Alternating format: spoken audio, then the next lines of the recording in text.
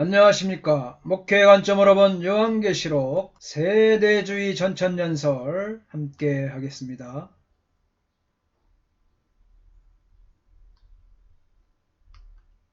세대주의적 전천년기설에 대해서 함께 하겠습니다. 도표를 보겠습니다. 마찬가지로 영원시대에 구약시대가 있고 예수님 초림하시면서 신약시대에 들어섭니다. 그리고 세대주의 전천년설은 이처럼 재림이 두 번 있다 이렇게 말을 하고 있습니다. 첫 번째 재림은 공중에서 재림하는데 이것을 성도들을 위해 오는 그리스도의 비밀 재림이다. 그리스도의 비밀 재림을 이들은 공중 재림이다. 그렇게 주장을 합니다. 예수님이 성도들을 위해서 오는 그리스도의 비밀 재림, 공중에서 재림하고 첫째 부활이 일어나며 지상 성도는 환난 없이 휴거를 한다는 것입니다. 그래서 이들은 이 7년 대환란에 대해서 부정적입니다. 지상 성도들이 환난 없이 휴거하면서 휴거된 성도들은 어린 양의 7년 공중 혼인잔치에 참여를 하게 됩니다. 이게 특색이 있는 거죠. 휴거된 성도들이 어린 양의 7년 동안 공중 혼인잔치에 참여를 하게 되는 것입니다. 그러면서 적그리스도가 출현합니다. 7년 대환란을 이들은 이제 주로 겪지 않는다 그렇게 주장을 하죠. 왜냐? 지상성도는 환란 없이 휴거하기 때문에. 이스라엘이 회심합니다. 특히 이거를 아주 강조를 하죠. 이스라엘이 14만 4천 회심하는 게 아마겟돈이 전쟁이 일어나면서 다시 예수 그리스도께서 지상으로 재림하십니다. 이 지상 재림을 무엇이라고 하냐? 성도들과 함께 오는 그리스도의 가시적인 재림을 지상 재림이다. 이렇게 해서 세대주의적 전천년기설은 세대주의자들은 재림이 공중에서 한 번, 지상에서 한 번 이렇게 두 번이 있음을 그들은 강조를 하고 있습니다. 그러면서 천년 왕국이 시작이 됩니다. 천년 후 사탄이 석방이 되고 곡과 마곡 전쟁이 일어나며 최후의 심판, 악인의 부활이죠. 이거 둘째 부활이고 최후 심판을 거쳐서 성도들은 새하늘과 새 땅으로 가고 악인들은 최후 심판, 악인의 부활, 둘째 부활, 최후 심판을 거쳐서 영원한 불못의 영벌로 처해지게 되는 것입니다. 세대주의적 전천년설은 이게 특이사항이 바로 이것입니다. 공중재림 한 번 있고 지상이 재림, 지상재림, 예수님이 두 번 재림한다는 것입니다. 그래서 지상성도는 환난 없이 휴거하고 휴거된 성도들은 어린 양의 7년 공중 혼인잔치에 참여하게 된다. 이스라엘이 회심을 또 중요하게 생각하고 있습니다.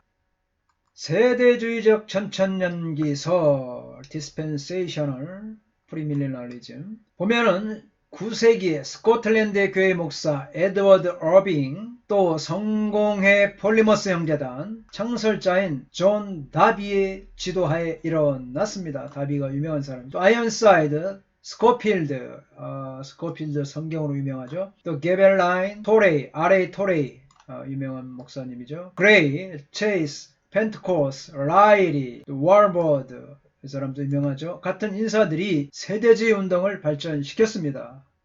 세대주의는 대각성 운동에 뒤이어 전천년설의 기반을 두는 여러 형태의 천년왕국 운동입니다. 대표적인 것이 조셉 스미스, 윌리엄 밀러의 청년왕국 운동이 19세기에서 미국에서 일어났습니다. 미국 복음주의자들은 이단적 교리 문제로 요셉 스미스의 몰몬교를 거부했던 반면에 침례교인으로 정통주의 신학 입장을 취한 윌리엄 밀러에 대해서는 보다 호의적이었습니다. 몰몬교의 조셉 스미스는 거부했고 그러나 같은 세대주의지만 침례교인이었던 윌리엄 밀러는 좀 호의적이었다 이 말입니다. 그러나 1844년 10월 22일 그리스도의 재림이 있을 거라고 밀러가 예언을 했는데 실패로 끝날 수밖에 없습니다. 그러자 그의 종말운동은 쇠퇴하게 되고 부흥하던 전천년기설은 시련에 처했습니다. 그 후 40년이 못 되어서 새로운 형태의 전천년설이 복음주의 영역에서 유행하게 되었습니다. 이것은 영국 프리머스 형제단의 지도자 다비죠. 존 다비에 의해 시작된 세대주의였습니다.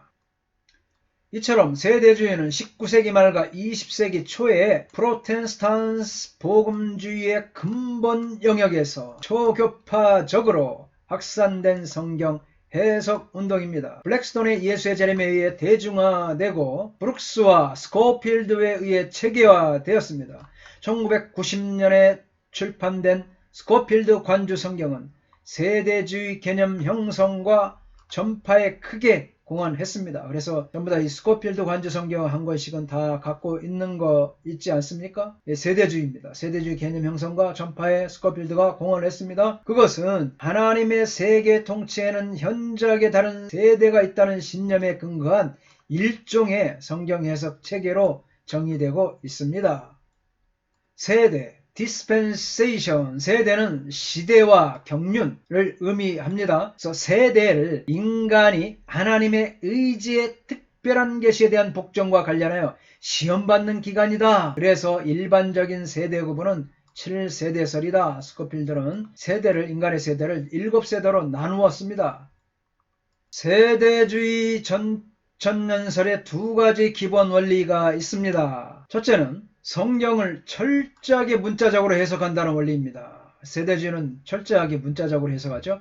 세대주의는 성경을 문자적인 차원에서 받아들이며 이것을 성경 전체에 적용해야 한다고 주장합니다. 물론 성경에는 상징적 언어가 없다는 것은 아닙니다. 그러나 그러한 상징적 언어가 사용된 경우에도 그것을 해석하기 위해서는 문자적인 방법을 적용해야 한다는 것이 세대주의 전천년기설의 이들의 주장입니다. 대표적인 전천년주의자인 월버드는 세대주의 전천년설은 원칙적으로 구약 성경의 해석 위에 근거하고 있다 이렇게 주장을 했습니다. 월버드는 구약 성경이 여자적으로 문자적으로 해석되기만 하면 예언적 이스라엘의 장래가 명백하게 묘사된다고 그렇게 합니다. 이처럼 일반적 문자주의가 세대주의의 토대 성경 해석의 원리입니다. 문자주의가 토대며 원리죠. 존 다비는 문자적이며 미래적인 예언 해석에 근거해서 이스라엘과 교회의 철저한 구분이죠. 이스라엘과 교회가 구분합니다. 전천년기적 재림, 또 환란 전 휴거, 유대적 천년 왕국들의 신학 개념을 제시했습니다. 그러니까 세대주의는 분명히 전천년설하고 다르다는 것을 알 수가 있습니다. 둘째는 이스라엘을 위한 하나님의 계획과 교회를 위한 하나님의 계획을 엄격하게 구별한다는 것입니다. 체이스에 의하면 세대주의는 전 시대를 통하여 하나님께서 두 가지 특수한 목적을 수행해 나가고 계시다는 것을 믿고 있는다. 그래서 하나는 세상과 관련된 일이다. 여기서는 세상 백성이 있고 유대기를 포함하여 세상의 일들이 있다는 것입니다. 다른 하나는 하늘나라와 관련된 일이다. 그러니까 세상과 하늘나라에 관련된 두 가지가 있다는 것이죠. 여기서 하늘나라 백성이 있고 그리스도교를 포함하여 하늘나라의 일들이 있다. 그렇게 세대주의는 주장합니다.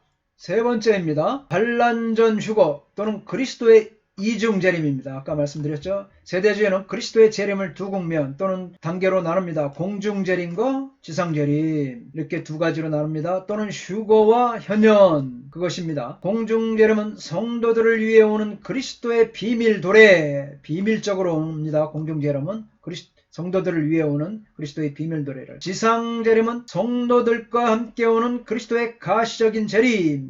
이거는 아주 보여주기 위한 재림이라는 거죠. 예수님, 그토록 그리던 예수님이 성도들과 함께 구름 타고 하늘에서 쫙 내려오는 걸 가시적으로 딱 보여줍니다. 그래서 공중 재림은 비밀, 성도들을 위해 오는 그리스도의 비밀 도래. 지상 재림은 성도들과 함께 오는 그리스도의 가시적인 재림. 이렇게 주장합니다. 휴거 때 공중 재림이 일어나고 현년 때 지상 재림이 일어난다. 휴거 들어올려질 때 공중 재림이 일어나고 현년 나타날 때 지상 재림이 일어난다. 세대주의는 일반적으로 환란 전 휴거설, 전천년주의는 환란 후 휴거설입니다. 휴거는 대환란 전에 일어나며 교회는 환란을 통과하지 않는다. 이것도 전천전설과 틀리죠. 환란전 휴거 개념은 데살로니가전서 4장 16, 17절 그리고 이스라엘과 교회를 분리하는 교회관에서 유래했습니다. 주의적 전천년기설의 종말 사상을 보겠습니다. 세대주의적 전천년기설에 의하면 구약의 예언자들은 다윗 왕국의 영광스러운 재건이 메시아에 의해서 이뤄질 것이라고 예언했습니다. 다윗 왕국이죠. 그리스도는 지상에 계실 때 그 왕국을 건설하려고 하였으나 유대인들이 회개하기를 거절했기 때문에 이를 예수님의 재림 때까지 연기하셨다는 겁니다.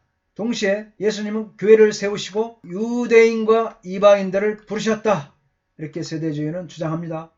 교회의 목적은 신자들, 특히 이방인 신자들을 모으는 것입니다. 여기에 유대인들도 포함되죠. 다윗 왕국은 구약에서 예언되었지만 교회는 그렇지 않다. 그러므로 교회는 하나님의 계획에 있어서 일종의 과로 혹은 삽입구와 같은 것이다. 세대주의가 그렇게 주장을 합니다. 이 과로는 이스라엘을 의한 하나님의 예언된 계획을 방해하고 있는 셈이다.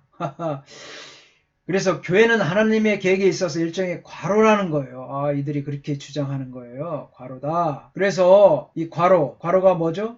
이 교회는 이스라엘 하나님의 예언된 계획을 방해하고 있다. 이들은 이렇게 주장을 합니다. 계속해서 그들은 현 세대, 즉 교회 시대는 구약에서 예언되지 않은 시기 혹은 과로에 해당하는 시기이기 때문에 구약에 계시된 사건들의 프로그램을 성취시키거나 발전시키지 못한다. 아주 그렇게 교회에 대해서 부정적으로 봤습니다. 세대주의자들의 주장은 그리스도가 천년왕국을 설립하기 전 마지막 7년 기간에 다니엘서와 요한계시록에 예고된 사건들이 일어난다. 이렇게 주장합니다. 적그리스도와 짐승으로 알려진 정치 지도자가 출현하며 유대인이 팔레스타인으로 귀환하고 그중 일부가 회심한다.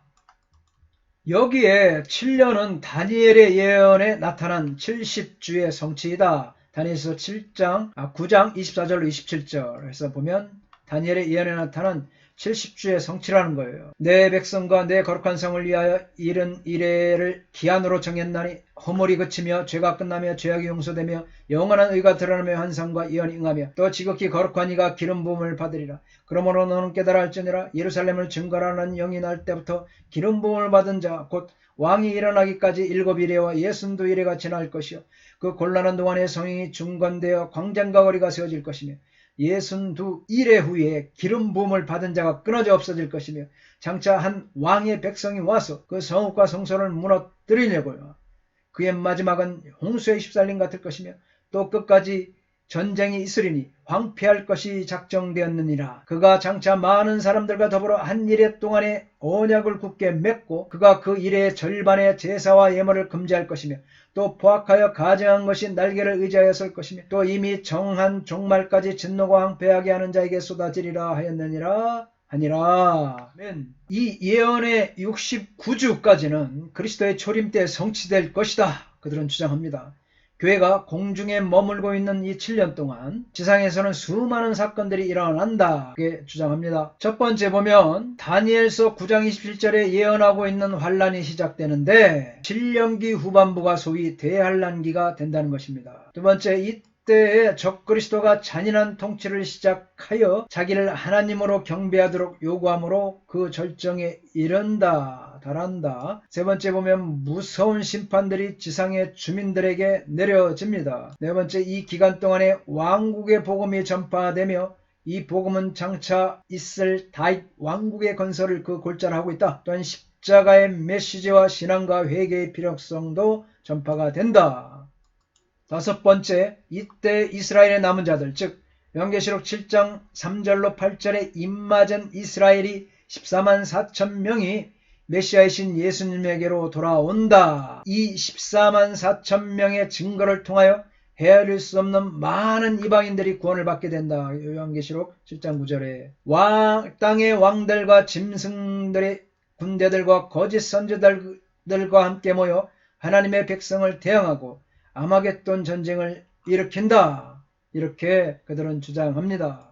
자, 그런데 7년기가 끝나게 될 때 그리스도는 공중에 있는 교회와 함께 영광 중에 지상으로 재림합니다. 이때 그리스도는 지상에 내려오셔서 원수들을 멸하시고 아마겟돈 전쟁을 종결시킵니다. 그리고 이스라엘 나라는 재규합하여 팔레스타인으로 모이게 됩니다. 그리스도의 재림 시까지 살아있는 대다수의 이스라엘 사람들은 믿음으로 그리스도에게로 돌아와 구원을 받게 되며 이로써 구약과 신약의 예언들은 성취된다. 세대주의자들의 주장입니다. 이때 사탄이 결박됩니다. 결박되어 무저갱에 1000년 동안 갇히게 됩니다. 7년 환란기 동안에 죽은 성도들은 죽은 자들로부터 일으킴을 받게 된다. 20장 4절 요한계시록. 또한 구약 성도들도 이때 부활하여 공중에 있는 부활한 성도들과 함께 변형된 성도들과 합류하여 함께 천년 왕국에 들어가게 된다. 이렇게 주장합니다. 구약 성도들이 부활하고 또 공중에 있는 부활한 성도들과 또 변형된 성도들과 함께 합류하여 새로운 천년 왕국에 들어가게 된다. 천년 왕국이 끝나게 되면 사탄이 일시적으로 풀려납니다. 곡과 마곡의 반란이 일어나죠. 그러나 불로 사탄의 세력은 섬멸되고 사탄은 불못에 던져집니다. 이것이 둘째 사망이며 그 후에 악인들은 부활하여 최후 심판, 백보자 심판을 받아 지옥으로 가고 성도들은 영원한 천국, 신천신지에 들어가게 된다는 것입니다. 천년왕국이 끝나면 사탄이 일시적으로 풀려납니다. 그래서 곡과 마곡의 반란을 일으키죠. 사탄의 세력은 불로 섬멸되고 불못에 던져지고 이것이 바로 둘째 사망이라는 것입니다. 그 악인들이 부활하여 최후 심판, 백보자 심판을 받아 지옥으로 가고 성도들은 영원한 천국, 신천신지에 들어가게 된다. 이런 주장이 바로 세대주의 주장입니다. 세대주의자들은 인간에 대한 하나님의 계획을 7부분, 7부분, 7개로 나누고 마지막의 천년왕국 시대를 주장합니다.